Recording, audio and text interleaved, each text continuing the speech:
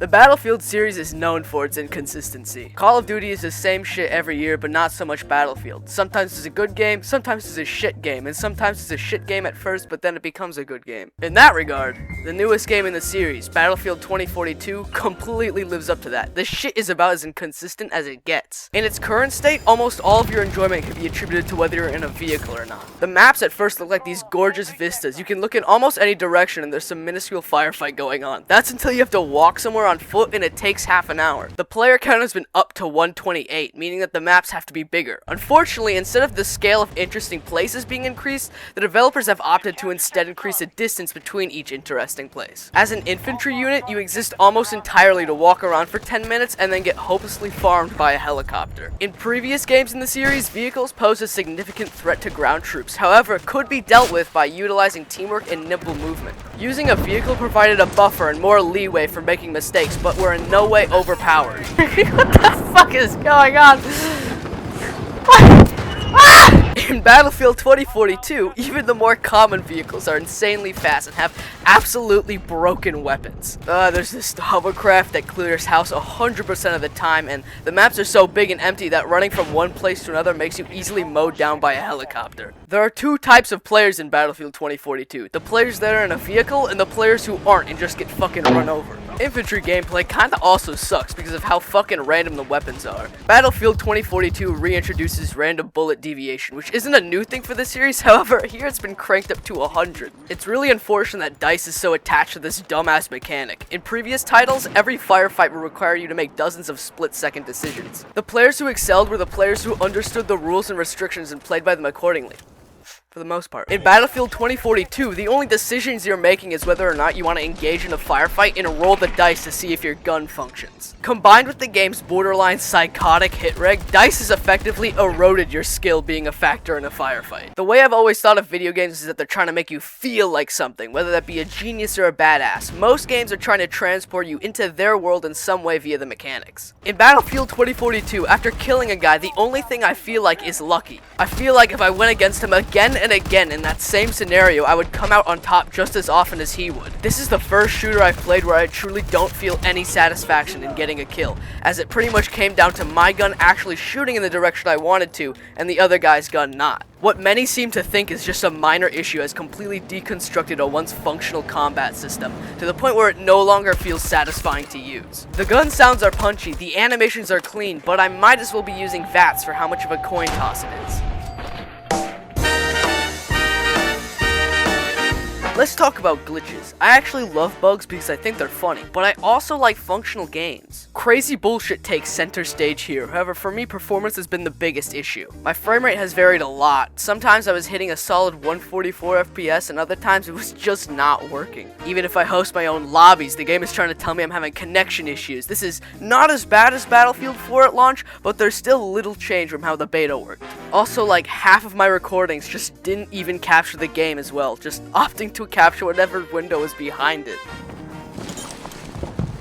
So that was great. What do you think about Specialist Supercharge, you ask? Well, what about him, I say? I only play Portal with Battlefield 3 classes. But for all of you who don't, Specialists are the most largely debated point of this game. Before 2042, Battlefield used a class system. If you were on a point and low on ammo, you would go and find someone running support to drop some. If you were low on health, you'd go and find a medic to heal you. It enhanced teamwork by eliminating confusion. It was easy to know who did what if everyone fell into one of the 4 classes. 2042's system would almost make sense if the Specialists were more of a subclass of the main classes, but no, every specialist can use every weapon and all equipment. The old class system tricked players into helping each other with selfish rewards. You'd place down an ammo box and get XP from people resupplying from it, or you'd bring an AA gun to get XP from shooting down helicopters that were harassing your teammates. Both of these things are still in 2042, however there's no way to distinguish who has them equipped. You end up bringing the ammo box to give yourself ammo and the rocket launcher to randomly shoot the first helicopter you see. The specialist's main draw is their unique abilities, which fit into 3 unofficial categories more or less. There's the few abilities that actually help your teammates, like Irishes or Angels, but then there's the majority which only help the person using them, like Jisoo's or Dozers. Then there's the ones that help nobody,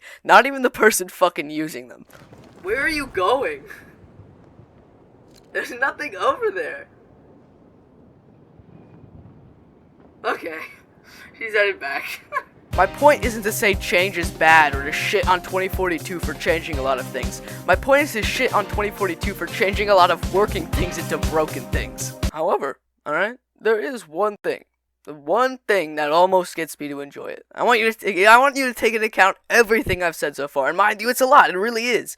But there's this one thing that just gets me this close to making up for it. And it's at the end of the day, it's Battlefield. I don't even mean that in a fanboy kind of way. The Battlefield series just makes these sprawling war zones better than anybody else can. The 128 player count has transformed the matches from feeling like oversized arenas with helicopters and tanks to a full-on Battlefield. Oh shit, is that why they call it that? There's always something going on everywhere you look. Off in the distance there's like a small battle between two squads, or you look in the air and there's jets having a dogfight. And if you look hard enough, there's still like little things hidden around in the map for you to find. I know I just talk shit on how boring it is traversing the map as infantry, but if you actually get in a vehicle, there's this like growing tension as you drive a considerable distance to one of the points. It is absolutely mind-blowing to me that in each lobby I join, there's 128 people, all like me, sitting in front of their computers, sharing this virtual experience and helping them build this like photorama of chaos. There is a great game buried under this avalanche of bullshit here, which is why I really want to be hopeful that this is a Battlefield 4 situation where through enough time and effort it can become something truly phenomenal. People don't seem to be understanding that this isn't like Call of Duty. No matter how poorly Battlefield does, DICE isn't going to be able to keep cranking them out. Halo Infinite and Battlefield 2042 are walking the same tightrope where if they fall, that's basically it for the series. That said, if I were you, I would not buy this game in its current state. Wait a couple months, check up on it once in a while, wait until it's actually good to go. If you want to get some more updates about what I think of the game, consider joining the Discord. Please do, please, it needs more people. Also, subscribe because you enjoyed this video and you'll enjoy more of my videos in the future. I guarantee you, it's it. And also, like the video and other things that you do. You know the drill. And what else? Oh, I guess I got a SoundCloud. Oh shit, I got a Twitter too. Probably don't want to follow that shit. Fucking Twitch. I forgot about that. I barely even stream it, but still follow it. Follow the Twitch too, please.